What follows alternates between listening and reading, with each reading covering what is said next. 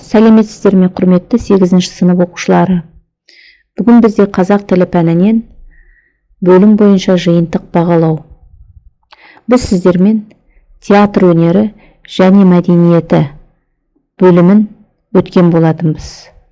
Бүгінгі бөлім бойынша жиынтық бағалау осы бөлім бойынша болмақ. Одан кейінгі 9-шы бөлім Қазақстандағы туризм және экотуризм. Бұл бөлімді біз 90-дық жиынтық бағалау барысында қарастыратын боламыз. Оқу мақсаты: мәтінде көтерілген мәселені талдай отырып, негізгі ойды анықтау. Жай сөйлемдерді айтылу мақсаты мен құрылымдық ерекшелігіне сай қолдану. Бағалау критерийлері: мәтінде көтерілген мәселені талдайды, мәтіннің негізгі ойын анықтайды, жай сөйлемдерді айтылу мақсатына, құрылымдық ерекшелігіне қарай қолданады. Жұмысты орындауға сіздерге 20 минут уақыт беріледі. Бірінші тапсырма: мәтінді мұқият тыңдаңыздар. Мәтіннің тақырыбы: театрдың адам жан дүниесі мен денсаулығына пайдасы. Қазіргі әлем қайғы қасірет пен жағымсыз көңіл күйге толы. Олардың кезегін кейде тіпті позитивті және қуанышқа толы сәттер үзу керек. Мысалы, театр. Театр заманауи адам үшін өмірдің қызықты түрі ғана емес, бұл қуатты антидепрессант. Ол қуаныш, жеңілдік және жақсы көңіл күй сезімін тудыратын жағымды эмоциялардың үлкен зарядын береді. Қазіргі таңда адамдар стресске өте жиі душар болады.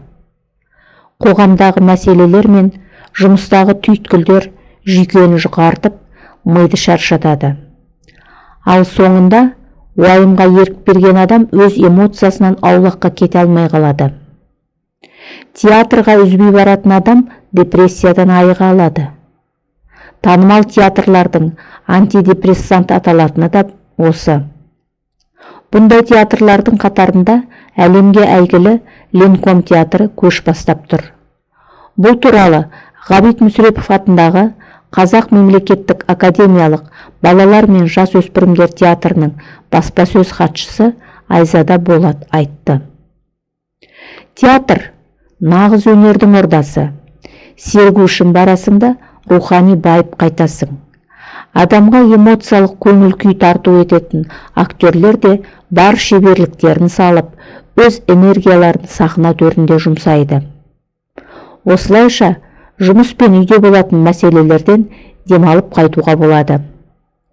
Сондай-ақ сахнада болып жатқан қойылымнан жаныңа жақын кейіпкерді алып, негативті энергияңды сол кейіпкермен алмастырсаң болады. Әрине, ол өзіңе байланысты. Егер театрға жиі барып тұрсаң, энергияңды да тұрақтандыра аласың. Ол сенің барлық проблемаға қарсы тұруыңа септігін тигізеді. Барлық жұмыс біздің организмімізде жүзеге асады.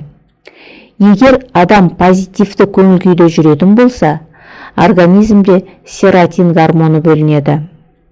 Ал ол тым аз мөлшерде бөлінсе, адам ашуланшақ, әрі әлсіз болады. Серотонин гормонын көп мөлшерде бөлу үшін театрдың пайдасы зор, деп айтты театрдың баспасөз хатшысы. Балалар, осы мәтінде көптеген кірме сөздер кезігеді. Сіз сол сөздерді қандай қазақ тіліндегі баламалармен алмастырар едіңіз? Сол бойынша да ойланып, маған жеке парақшама шығып хабарласуларыңызға болады.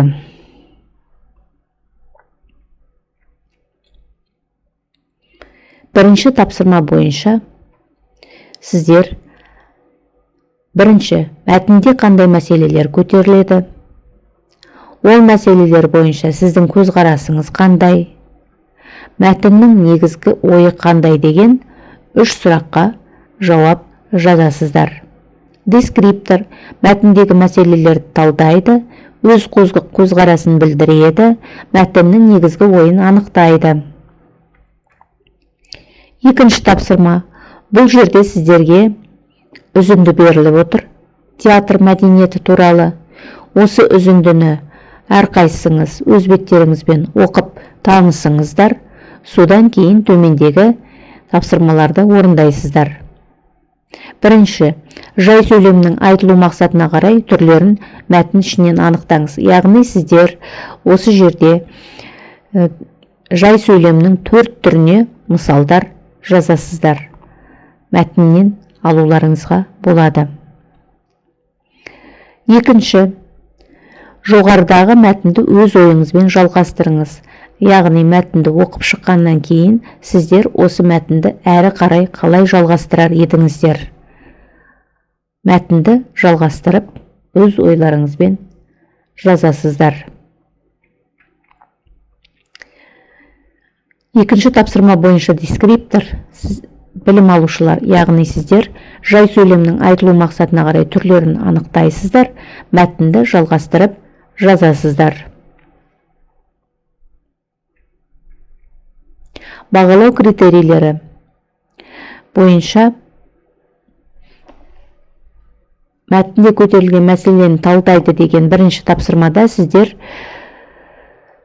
мәтіндегі мәселелерді талдай алғандарыңызға 1 ұпай, өз көзқарастарыңызды білдіргендеріңізге 1 ұпай, мәтіннің негізгі ойын анықтай алғандарыңызға 1 ұпай аласыздар. Яғни бірінші тапсырма бойынша жалпы 3 ұпай. Екінші тапсырма бойынша жай сөйлемнің айтылу мақсатына қарай түрлерін анықтай алғандарыңызға әр сөйлем үшін 1 ұпайдан аласыздар. Одан кейін мәтінді жалғастырып жаза алғандарыңызға 1 ұпай. Барлық ұпай саны 8. Құрметті оқушылар, жұмыстарыңызға сәттілік тілеймін. Сау болыңыздар.